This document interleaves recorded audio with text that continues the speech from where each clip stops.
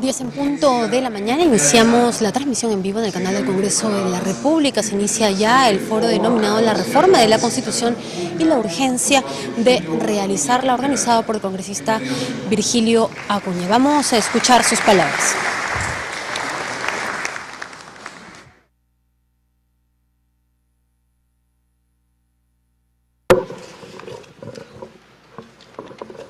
Dos números, ¿cuáles son?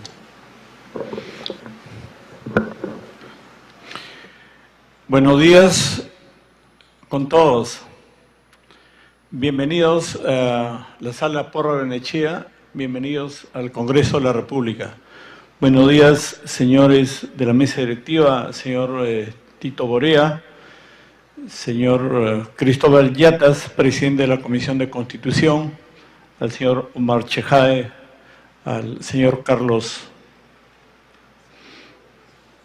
Mesías y al señor Ángel Delgado. Quiero primero agradecer la presencia de todos ustedes en este recinto y agradecer también que puedan compartir con nosotros un concepto que es tan importante para la vida de una sociedad y para la vida de un país. Solo la libertad que uno pueda tener del pensamiento y solo la conciencia que uno tiene de su realidad hace que uno se pueda comprometer con un evento como este, que es analizar el tema de la Constitución. Solo esa rebeldía interna que uno tiene, no la rebeldía de la calle, la protesta, de tirar piedras o mover a los parques, esa no. Esa rebeldía que uno tiene con su conciencia nos hace que uno pueda reflexionar y estar hoy día acá para poder evaluar esta posibilidad y poner en tapete y poner en la agenda diaria esta posibilidad de revisar la Constitución. Que ojalá a partir de este pequeño grupo, que ojalá a partir de este círculo pequeño pueda ir cada vez haciéndose más grande y que cada vez podamos ir comprometiendo a más gente. Que ojalá en el tiempo los hombres y mujeres que tienen trabajo, que tienen autosuficiencia, que tienen cultura, que tienen capacidades, puedan ponerse al frente de esta gran idea, porque la gente y nuestros compatriotas que no tienen techo, que no tienen vivienda, que no tienen educación, no tienen cultura, que no tienen cómo salir en la calle, ellos no lo pueden hacer. Somos nosotros los responsables, nosotros que tenemos alimento, que tenemos vivienda, tenemos vestido, tenemos techo, somos los responsables de luchar por la gente que muchas veces hace cola para encontrar un plato de comida. Por eso los agradezco y por eso estoy convencido que este pequeño círculo podrá crecer más adelante. A mí me toca dar unas palabras de saludo para este evento y luego el congresista Yatas hará la presentación oficial, pero quiero además de saludarlos, decirles las razones y por qué en mi despacho yo particularmente he creído conveniente un evento de este tipo. Tal vez muchos de los datos ustedes lo saben, tal vez muchas de las reflexiones ustedes lo conocen, pero quiero partir de una visión de lo que es el mundo. Quiero partir de una visión global para luego determinar o luego narrar cómo es nuestro país y terminar en nuestra Constitución. Como sabemos, nuestro país es parte de un concierto mundial de naciones. Nuestro país es parte de estas cerca de 200 países que han firmado cientos de tratados libres de comercio y sobre todo que han firmado la Carta Fundamental de los Derechos Humanos. Nuestro país es parte de este concierto de países que tienen una preocupación por luchar contra la contaminación. Nuestro país es parte de este concierto de naciones que tiene que luchar por la pobreza, que tiene que luchar por la indigencia. Ese es nuestro país y esa es nuestra responsabilidad. Un planeta que solo en el año 1900 eran 1.000 millones de habitantes. Y tal vez más antes, 2000 años atrás, en nuestro planeta éramos 200 o 300 millones de habitantes. Tal vez 400, pero por último 300, 400 millones no tiene tanta importancia de 2000 años atrás para que en el año 1990 podamos ser 1000 y pico millones. En el año 2011 hemos sido 7000 millones. Y en el año 2050 seremos 9000 millones. ¿Cómo ese inmenso crecimiento de la población influye en atender las necesidades básicas de la población si contamos con los mismos recursos? Solo para hablar de tierra, hoy cada ser humano del planeta ocupa 1/5 de su territorio de lo que ocupaba en el año 1990. Hoy día, una persona ocupa solo 1/5 de lo que disponía en su momento en el año 1990. ¿Cómo será cuando en el 2050 podamos ser cerca de 9000 personas? ¿Cómo es que a medida que el mundo ha producido más riqueza, cómo es que a medida que el mundo ha producido más tecnología, más conocimientos, ha producido mucho más infraestructura, todavía tenemos cerca de 2000 millones de personas que sufren hambre y que viven con $2 por día? Preguntémonos, las personas que viven con $2 por día, ¿tienen la posibilidad de tener vivienda, techo, tecnología, conocimiento, salud? ¿O son personas que no tienen acceso y no tienen posibilidad para nada? Y que tal vez, hablando en forma tal vez más cruda, o son personas que están hechas para el desecho. ¿Qué hacemos con 2000 millones de personas en el planeta que con $2 día no pueden atender su necesidad? ¿Qué se hace con una persona que mientras pocos tienen acceso absolutamente a todo, 2000 millones no tienen acceso a nada? ¿Qué se hace con esa gente? Comento esto a nivel global porque la política es ahora y porque los políticos hoy tenemos que tener esa visión global. Ya no somos los políticos que tenemos que ver la preocupación municipal o regional o la preocupación país. Somos los políticos que en lo mínimo que tenemos que hacer, tenemos que pensar en los grandes bloques regionales. Ahora el Perú no actúa en forma individual, ahora se está construyendo todo este gran bloque latinoamericano. Por eso muchas veces cuando hablamos de compatriotas latinoamericanos, no hablamos de compatriotas porque están en el país, sino compatriotas latinoamericanos. Porque así como está el gran bloque latinoamericano, saben que está el bloque europeo, el bloque asiático, lo que es América del Norte. Entonces, cuando hablamos de política, tenemos que hablar de políticas globales, y una de las políticas globales es el medio ambiente, una de las políticas globales es la educación, una de las políticas globales es luchar contra el hambre y contra la pobreza. Por eso es que me refería a esos 2000 millones de habitantes que puedes vivir solo con $2 por día. Pero cómo es injusta la política y cómo es injusta la realidad, que mientras tenemos más riqueza y construimos más tecnología y tenemos más facilidades, tenemos cada vez gente que es más pobre, es más desigual y con menos libertades. Solo 85 personas en el mundo, solo 85 personas poseen la riqueza igual a la mitad de la población. La mitad de la población actual son 3.500 millones de personas. Los 3.500 millones de personas tienen el mismo capital y el mismo patrimonio de 85 personas. ¿Por qué se da esas cosas? Se casa porque la única manera de ordenar un planeta, la única manera de ordenar un país, la única manera de ordenar un bloque es la actividad política. Solo la política será la encargada de llevar un país ordenado. No son los recursos naturales. En la antigüedad se pensaba que los países son ricos, son prósperos o son afortunados porque tienen recursos naturales, pero no son los recursos naturales porque eso se agota. Tampoco es la cultura, claro que la cultura es importante, pero la cultura no es determinante. Solo las decisiones institucionales que vienen de la política serán los encargados de poner un país, como decía Confucio, más armonioso. Y creo que todo lo que estamos acá buscamos una sociedad más armoniosa. Estamos frente a un mundo que cada vez será más sano, más culto, más rico, más innovador, más conectado. Pero nuestro país estará en esas posibilidades de que cada vez sea más rico, más culto, más sano, más conectado, más innovador y más próspero. Esa es la pregunta que hay que hacernos ahora y esa es una de las razones por qué estamos acá.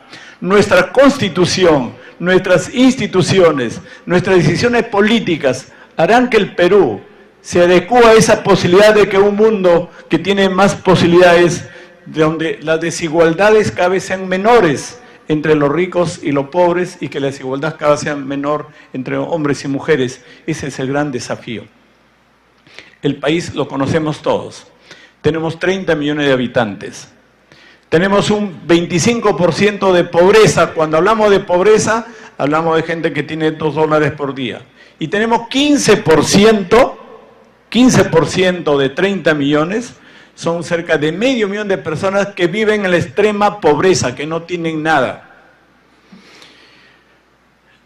La pobreza, la extrema pobreza, el progreso y el desarrollo está en función de la Constitución, porque la Constitución es la guía, es el ordenamiento, es como el gran plano de la sociedad. La sociedad se construye en función de qué es lo que dice nuestra Constitución. Yo no soy constitucionalista, pero tengo el sentido práctico y el entendimiento de la realidad. Y acá voy con mi saludo inicial. Les agradezco por la valentía, les agradezco por el valor moral que tiene que estar acá. Y les digo el valor moral que tiene de estar acá, porque nuestra Constitución salió producto de un gobierno dictatorial. Nuestra Constitución salió producto de una asamblea constituyente que tenía objetivos precisos. Nuestra Constitución no ha nacido producto de la voluntad de todos los peruanos. Nuestra Constitución no ha nacido producto del entendimiento y la comprensión de todos los peruanos. Ha salido producto de un sector y de un objetivo determinado. En segundo lugar, nuestra Constitución facilita el ingreso del mercado, facilita la competitividad, facilita el crecimiento económico y facilita finalmente, y escuché muchas veces a congresistas y políticos que cuando hablan de mercado, hablan de competitividad, hablan de desarrollo económico, hablan como si fueran el mejor de los dioses, como que solo el mercado sería el único responsable de resolver los problemas sociales, como que solo la competitividad sería como un dios y como un santo que resuelve todas las cosas de la vida, o como solo el crecimiento económico es lo que hay que desarrollar. ¿Qué no importa que se contaminen los ríos, que se quemen los bosques, que se acaben los mares o los océanos? Eso no importa. Lo importante es que la economía crezca. Y eso no es cierto, eso no es realidad, eso no es justo. No podemos avanzar para que la economía crezca, aún yendo en contra de la contaminación de los ríos, los bosques o los mares.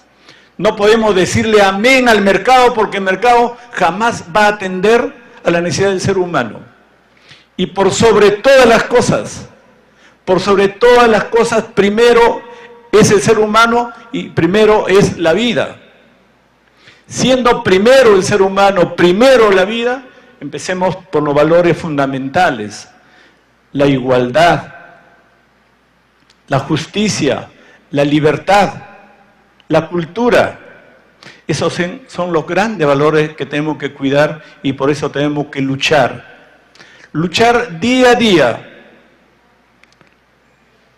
Luchar porque se llegue a cumplir con esos valores fundamentales que el ser humano necesita.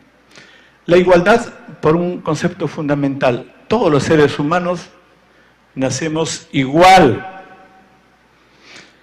Como decía alguien, los seres humanos, toda la sangre es roja, no hay sangre azul. Y como decía otro, todos los corazones están a la izquierda, salvo algunas excepciones. Esa razón de cuidar la vida, esa razón de cuidar el ser humano, que es lo más maravilloso que hay en el planeta, es la razón que me ha motivado a organizar un evento como esto. Los agradezco por su presencia, agradezco a los señores que nos acompañan en este evento y espero que no sea la primera vez que tratamos el tema de la Constitución, que ojalá uno a uno podamos difundir afuera esta necesidad de buscar una Constitución que más adelante nos permita construir una sociedad más justa, una sociedad más libre y una sociedad con más libertades. Muchísimas gracias.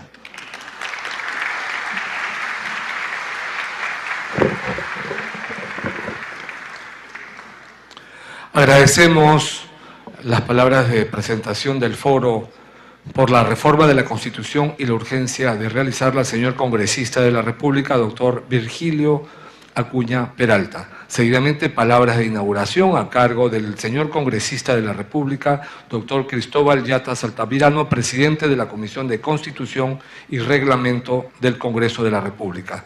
La mesa da la más cordial bienvenida al doctor Mario Amoretti, decano del Colegio de Abogados de Lima. Bienvenido.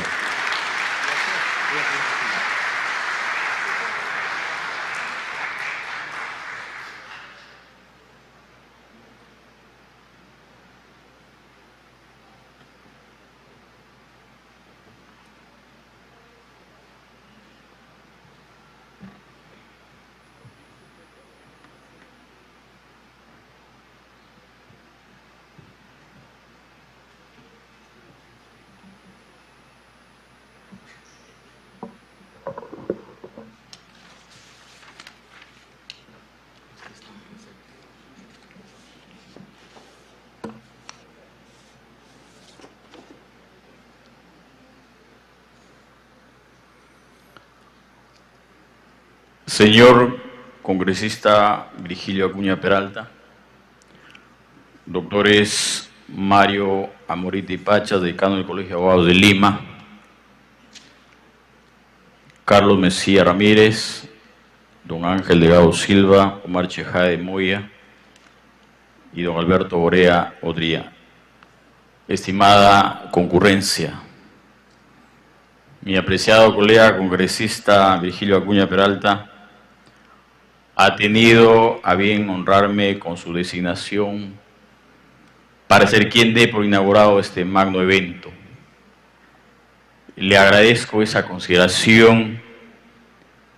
En verdad me encuentro ante personalidades respetables del mundo y quehacer jurídico, constitucional y político.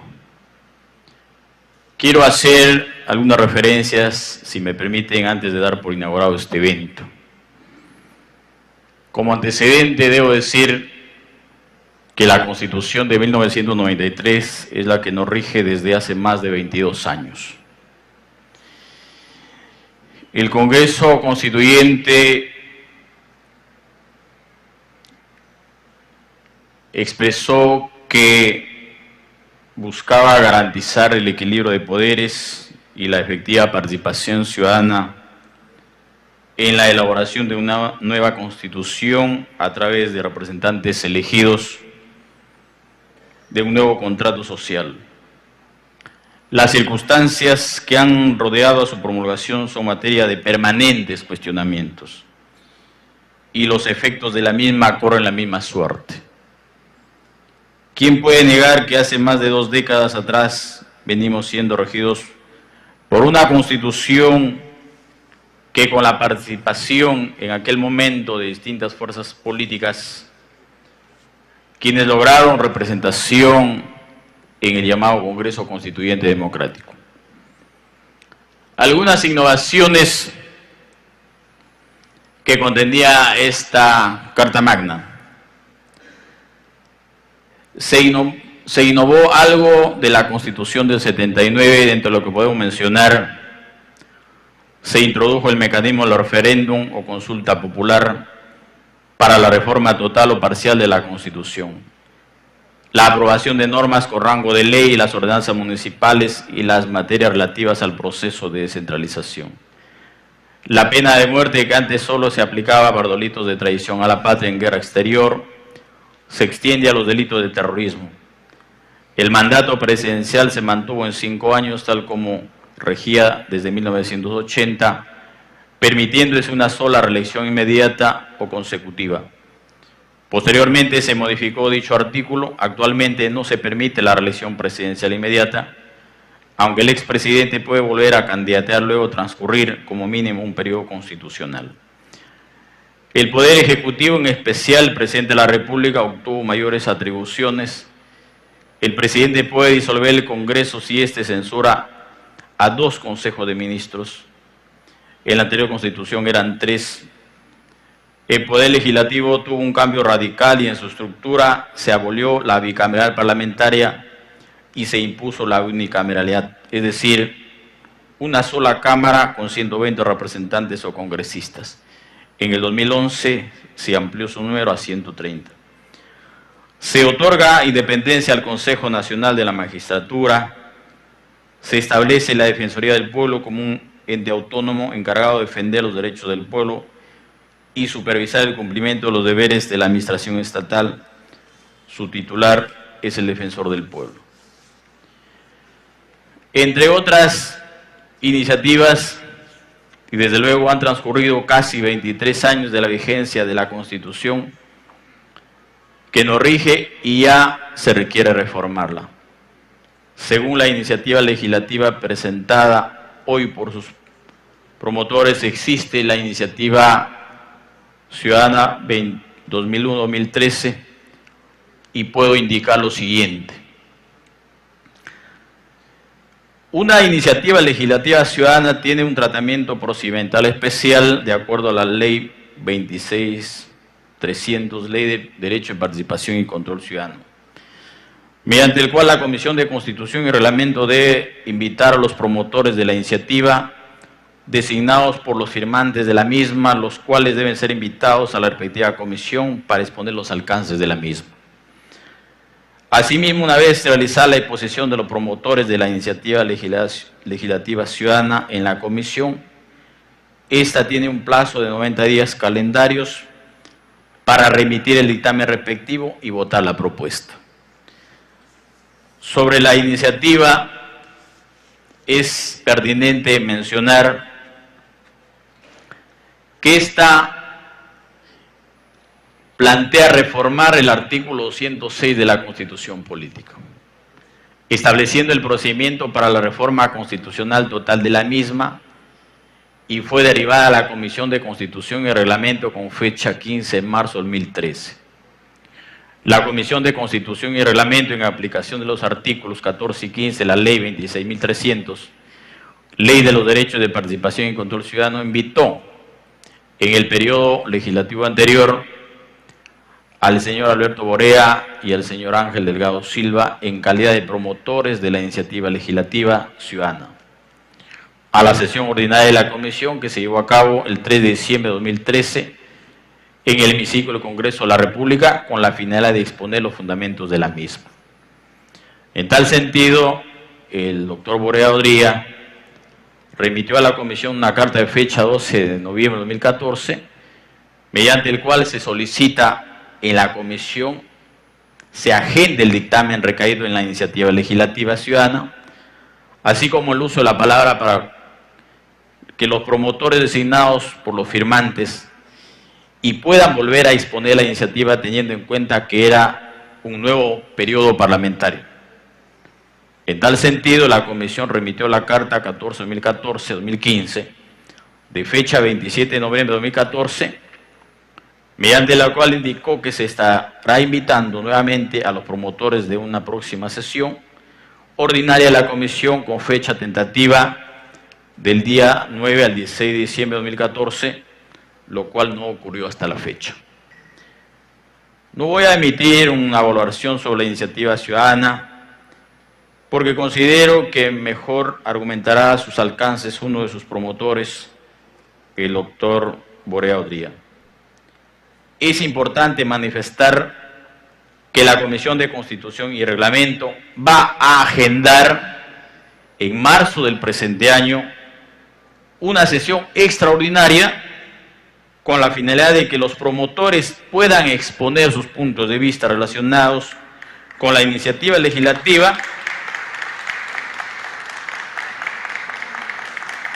Y finalmente, poder dictaminarla sometiéndola a debate y consideración del Pleno de la Comisión. Señoras y señores, declaro inaugurado el presente foro. Muchas gracias.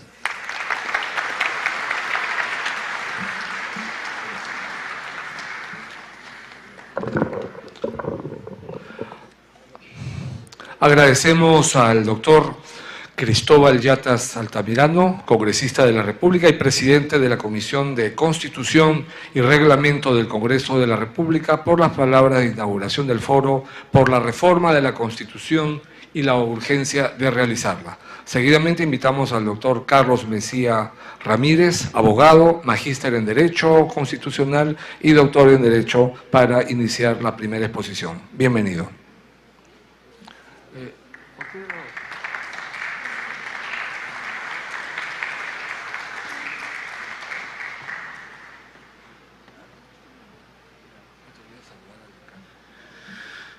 Señor presidente de la Comisión de Constitución, señor Omar Chejade, señor Virgilio Acuña, doctor Borea, amigo Ángel Delgado, decano del Colegio de Abogados de Lima, público en general, muy buenos días a todos. Es para mí un gran honor estar en esta mesa. En verdad quiero decirles que fui invitado como panelista. Se suponía que tenía que hacer los comentarios de quienes me tenían que haber precedido en el uso de la palabra, pero me encuentro aquí para decir algunas palabras sobre la reforma constitucional y bueno, trataré de hacer lo mejor posible mi papel en este momento. Yo lo que creo es que, en efecto, dadas las circunstancias, ya se hace necesario sino una reforma parcial de la Constitución, una reforma total que implique reconsiderar el camino tomado hasta aquí en función de las cosas que han venido sucediendo en el país. No hay constitución perfecta, ni tampoco hay constitución acabada. Como toda obra humana, los documentos constitucionales o las constituciones siempre son como un cuadro de pintura, una poesía. Tienen algo que decir más allá de lo que quisieron sus intérpretes o de quienes la redactaron en un determinado momento.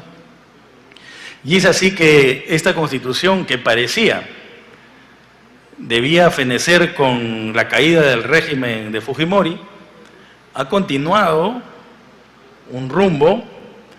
Alberto Borea, que está ahora en la mesa, tercamente ha venido a lo largo de estos 20 o 21 años intentando acabar con esta Constitución. No la reconoce como tal.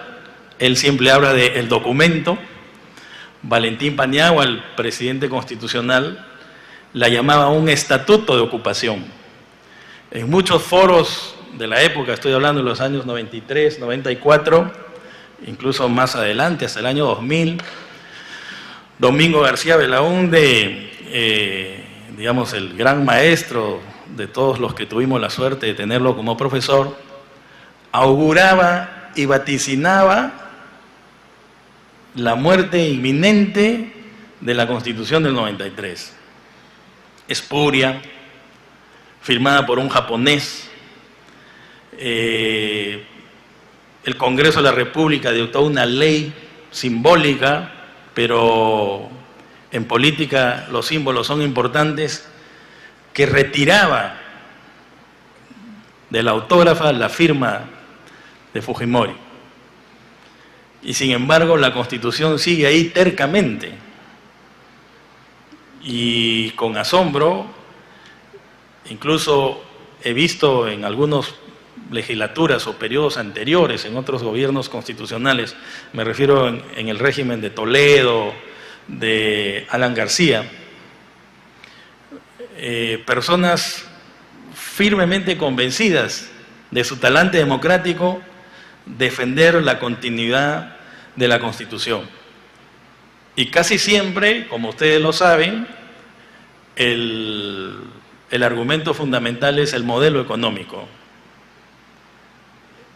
Y sin embargo, el modelo económico, si bien es verdad, resulta interesante, no es lo único que hace una constitución. Carl Schmitt, el gran contrincante de Hans Kelsen, a propósito de la existencia de los controles de constitucionalidad de la ley, desdeñaba y menospreciaba, incluso no creía en las constituciones estableciendo un régimen económico, porque él siempre pensó, desde su punto de vista, que las constituciones deberían ser documentos en los que quedara establecido lo que él llamaba las libertades burguesas y la organización del poder, pero que las libertades económicas no tenían nada que ver.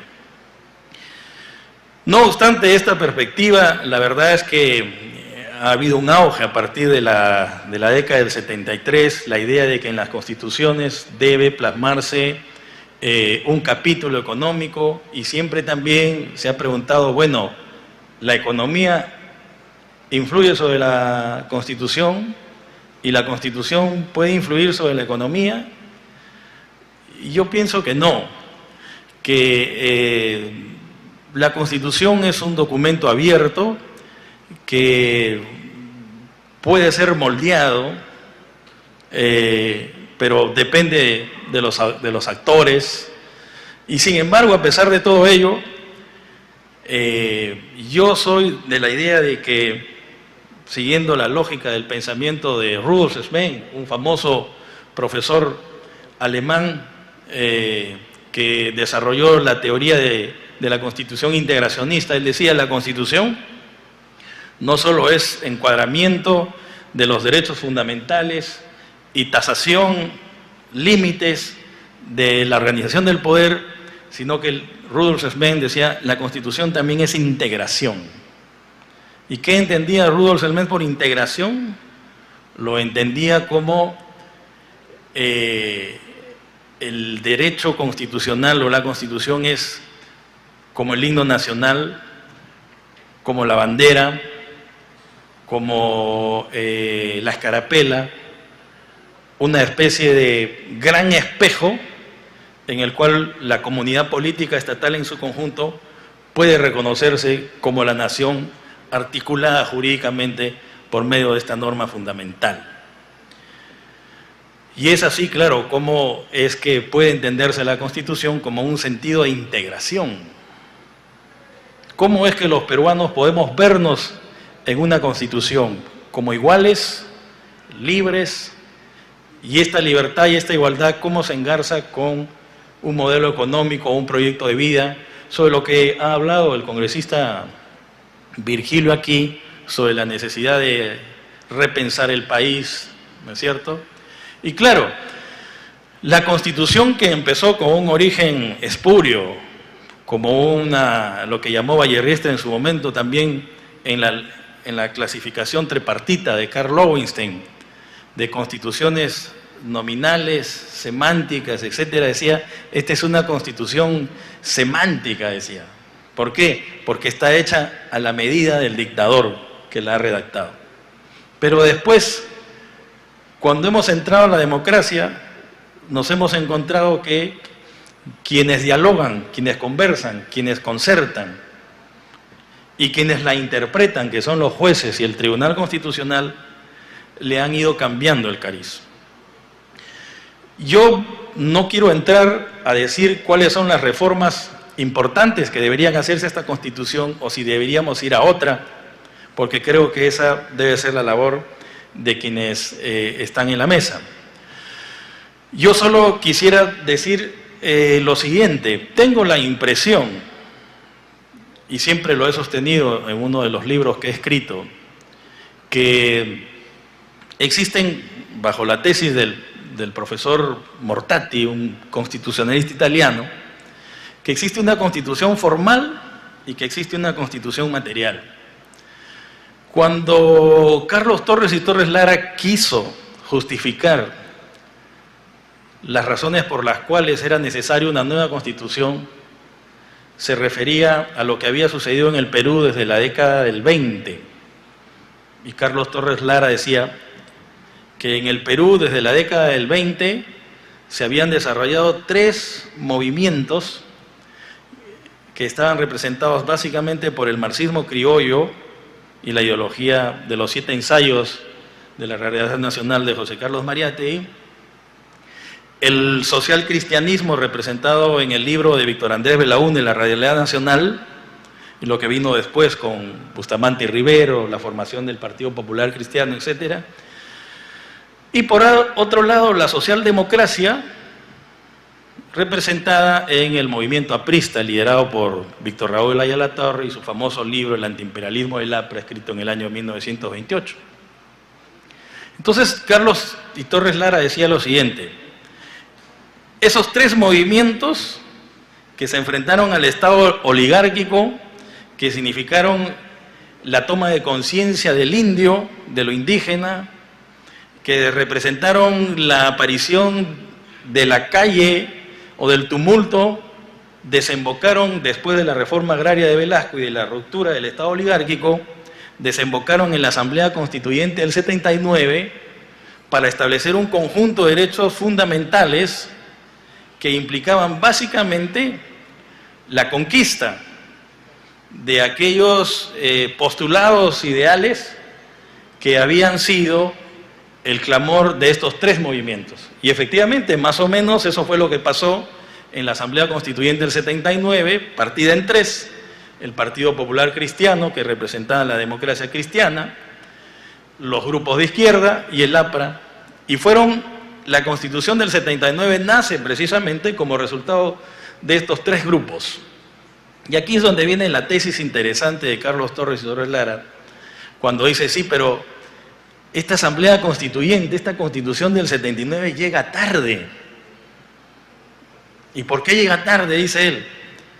Porque 10 años después, u 11 años después, cae el muro de Berlín, llega lo que Fukuyama llamó el fin de la historia, el fin de las ideologías, la apertura de los mercados, la integración.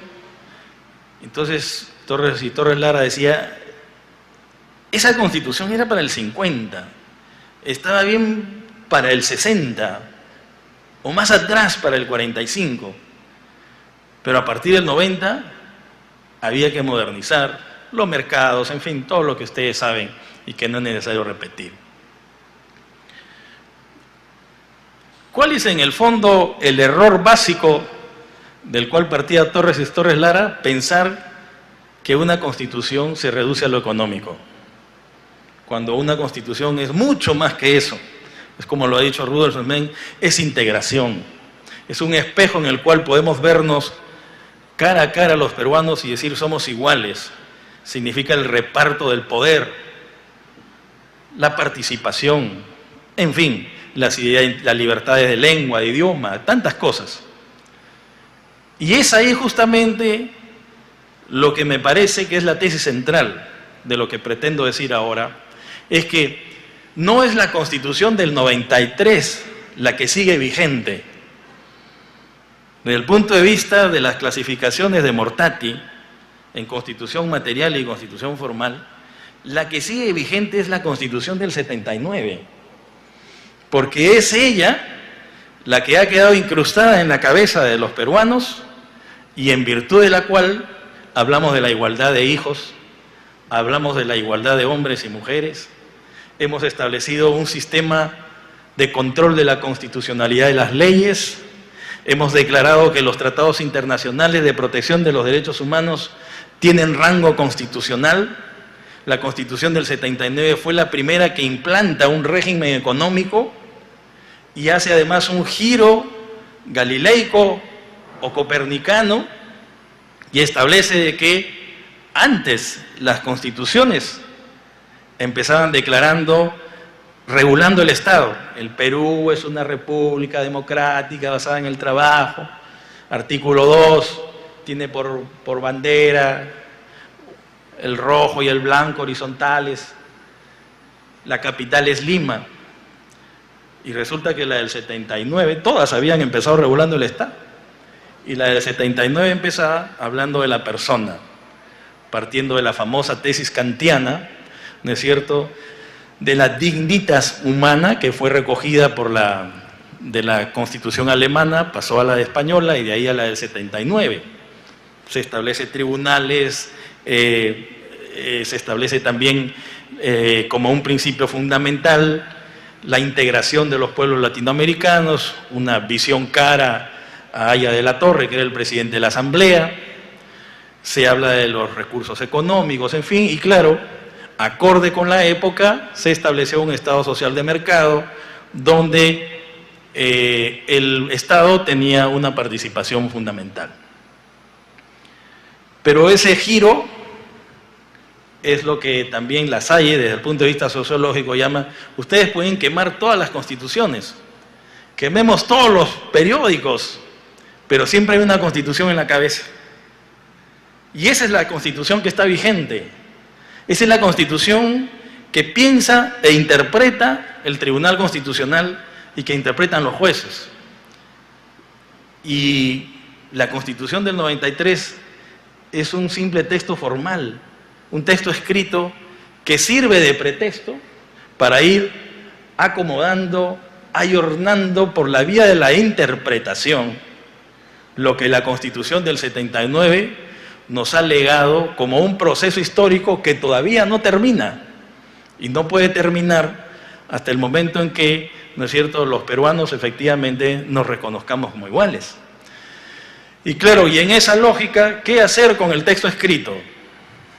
Yo pienso que debemos ir a una reforma total, salir de la Constitución del 93, ni siquiera por los procedimientos que la propia Constitución ha establecido, porque eso significaría seguir en su legalidad, sino convocar a un proceso constituyente, pero ahí es justamente donde está el gran dilema, o lo que Capelletti llamaría el formidable problema. ¿Cómo hacer para ir a una nueva Constitución que recoja los postulados que todos tenemos en la cabeza y que han quedado incrustados pétreamente desde el año 78? La igualdad, la libertad, en fin, los tratados internacionales de protección de los derechos humanos, cosas en las cuales ya no hay posibilidad de retroceso y que no parten de la Constitución del 93, sino que vienen de la Constitución del 79 y que los jueces aplican, pero tomando como pretexto o como instrumento una Constitución, un texto escrito formal, pero al cual le van dando la vuelta, le van ayornando, ¿no es cierto? Y esa ha sido prácticamente la labor del Tribunal Constitucional y de los actores políticos, de ir haciendo que la Constitución del 93, que era un estatuto autoritario, irla convirtiendo en una Constitución que defiende los derechos, en fin. Entonces es la Constitución del 79 la que pervive, pero hay que acabar con el texto escrito para ir a una Constitución que pueda servir, de lo que hablaba Rudolf Smith, ese proceso de integración, que los peruanos nos reconozcamos en un documento en el cual todos nosotros encontramos nuestros derechos fundamentales, pero que no han sido redactadas por un japonés y que no han sido redactadas tampoco como resultado de un golpe de Estado autoritario y que puso en duda los grandes postulados y los principios ideológicos que hicieron carne en la Asamblea Constituyente de 1979. Muchas gracias.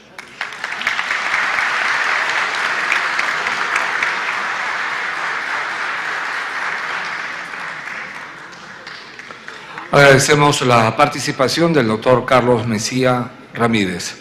Seguidamente hará uso de la palabra el señor congresista de la República, doctor Omar Chejade Moya, abogado, congresista de la República para el periodo 2011-2016. Bienvenido.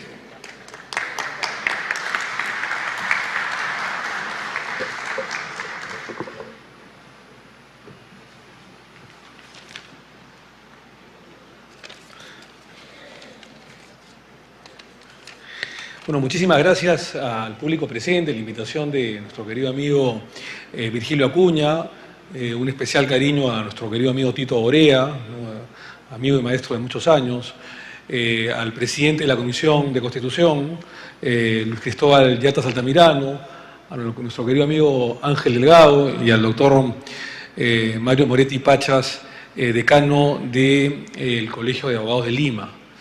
Para mí es un gran honor participar en este evento, lo hemos hecho en otros, sin duda, cuando presidíamos la comisión de Constitución, pero este es un evento que lo considero mucho más importante, mucho más relevante, porque lamentablemente el día de hoy no estamos pues con una corriente favorable, ¿no? Y eso de alguna manera hay que admitirlo. A mí me alegró mucho cuando Alberto Borea presentó ya hace un par de años atrás una iniciativa ciudadana de más de 100.000 personas, 100.000 firmas, para primero reformar el artículo 206 de la Constitución Política del Estado.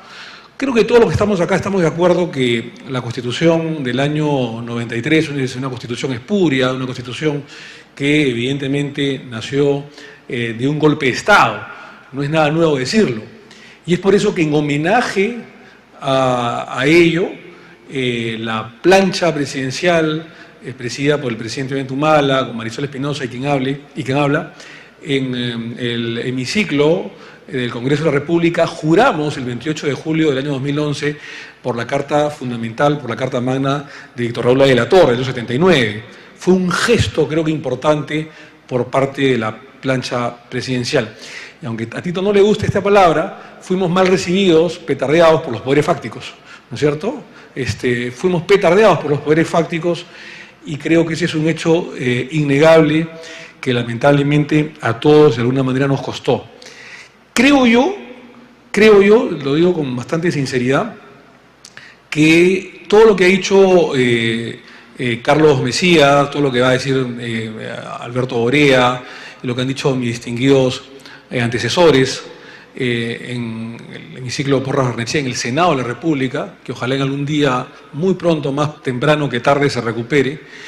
Es absolutamente cierto, la Constitución de la Torre está no solamente en la cabeza, en la razón, sino también en el corazón de todos los peruanos, porque era la Constitución política que le devolvía los derechos fundamentales, los derechos sociales, los derechos laborales y los derechos principistas a toda la ciudadanía en el Perú, derechos que de alguna manera fueron recortados por sendas dictaduras a lo largo de los 190 y pico de años de República.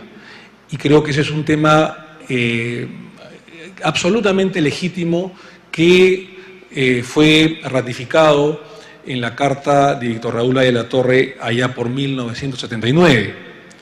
Sin embargo, se le ha echado demasiado la culpa, ¿no es cierto?, de un retroceso económico a esta Carta de 1979, cuando no ha sido la Carta Fundamental la responsable del terrorismo, de las malas administraciones, de dos gobiernos democráticos, pero fundamentalmente el segundo, entre el 85 al 90, tuvo una irresponsabilidad en el gasto fiscal, donde hubo corrupción generalizada y donde hubo un fenómeno del terrorismo que lamentablemente cundió, que no se pudo evitar, o que si se pudo evitar, lamentablemente no hubo la eficacia ni la eficiencia necesaria como para combatirla.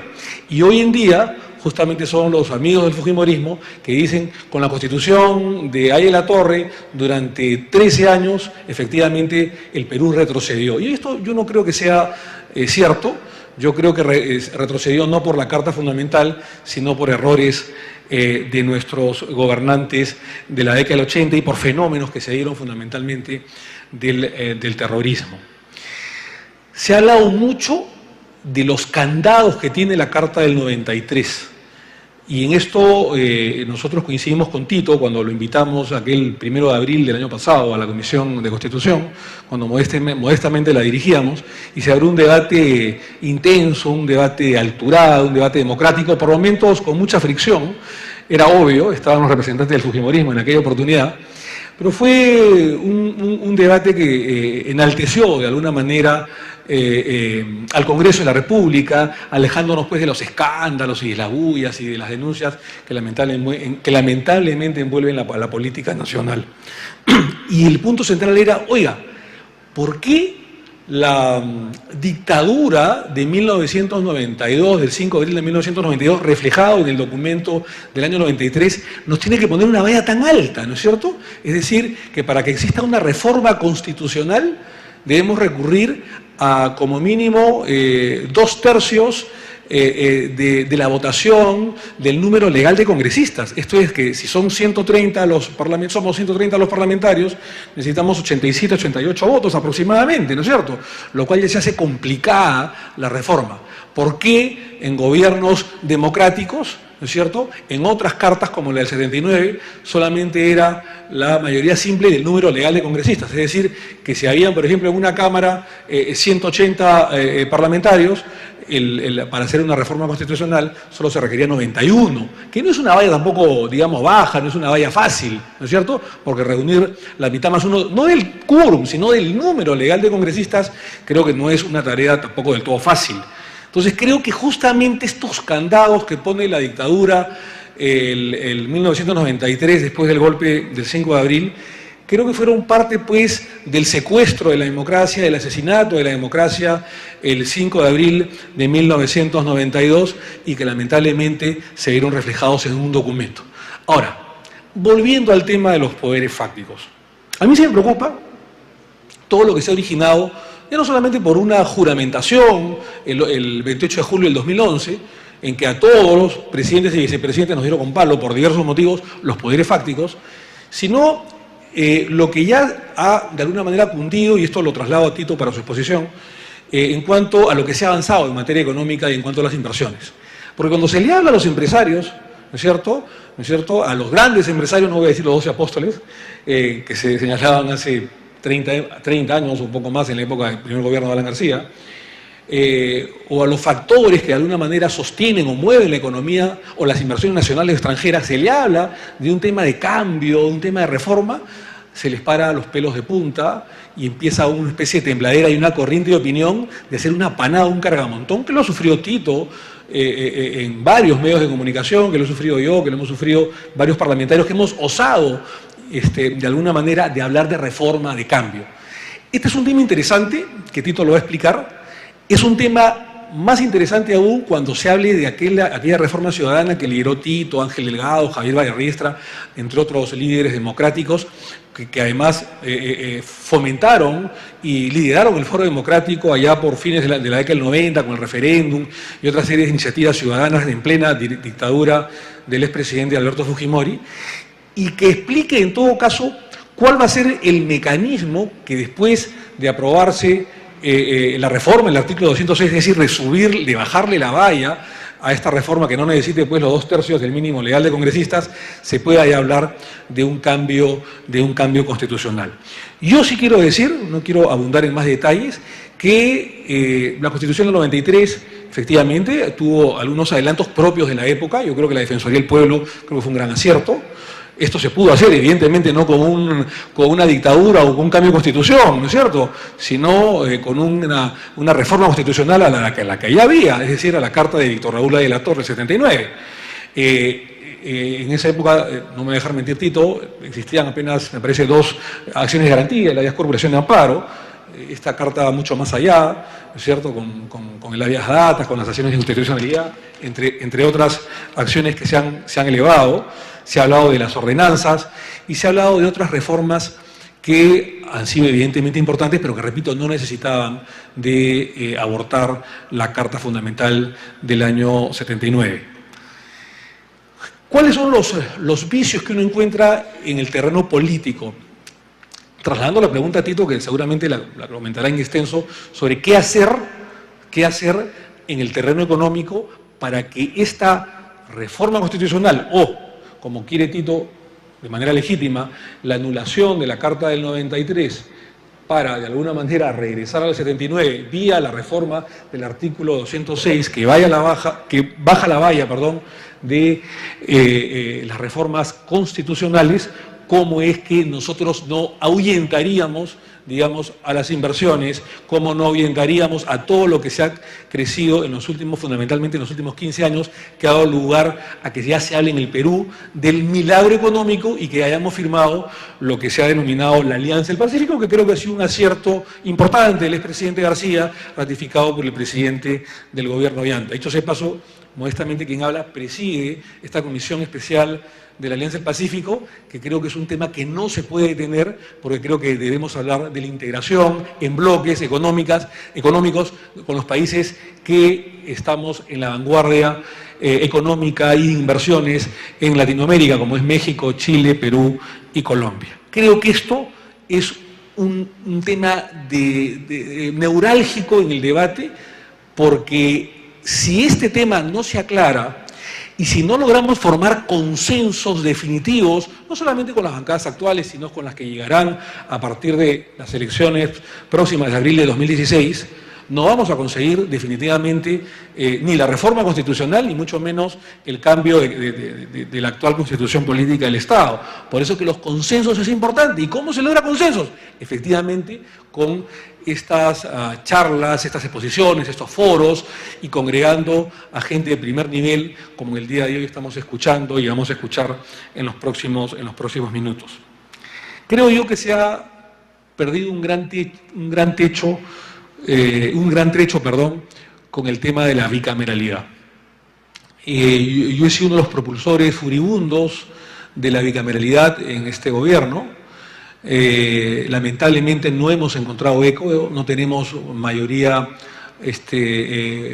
absoluta como para tener los 2/3 de esta famosa valla heladísima puesta por la dictadura de la década del 90, como para poder regresar a la carta a la bicameralidad, que es parte de la Constitución histórica del Perú. Usted sabe que han habido alrededor de 12 constituciones políticas del Estado en 190 años de vida republicana, y que de las 12, aparte de la Constitución de Cádiz, por supuesto, y del Estatuto Provisorio, de algunos estatutos provisorios en la guerra con Chile, la mayor parte, 9 o 10, han sido bicamerales, ¿cierto? Y apenas 2, esta, la del 93, y me parece que la de 1867, que duró muy poco, fueron apenas unicamerales, y que efectivamente esto de alguna manera ha traído el desprestigio del Congreso de la República.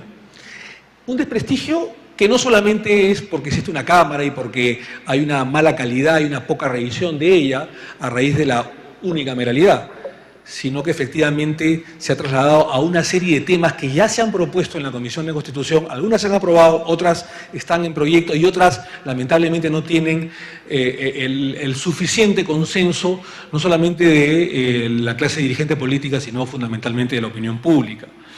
Yo, que soy un propulsor, creo firmemente en la bicameralidad, porque mejora la calidad de las leyes, porque no podemos ser nosotros tan mezquinos de simplemente todo solucionarlo con un tema de gasto, cuando el tema no es gasto sino inversión. Si queremos una mejor calidad de leyes, si queremos una mejor calidad de cuadros partidarios, hay que apostar por la bicameralidad, hay que apostar por una Cámara revisora, hay que apostar por una Cámara que le dé el prestigio necesario al Congreso de la República, y cuando que se quieran tumbar al Congreso, bueno, esté la Cámara de Diputados para salir al frente, pero la Cámara de Senadores tenga esa prestancia que siempre tuvo y que nunca debió dejar de tener con esta amputación por parte del gobierno fujimorista del año 1993. Dicho sea de paso, hay que recordar que Alberto Fujimori salió elegido senador de la República, ¿no es cierto?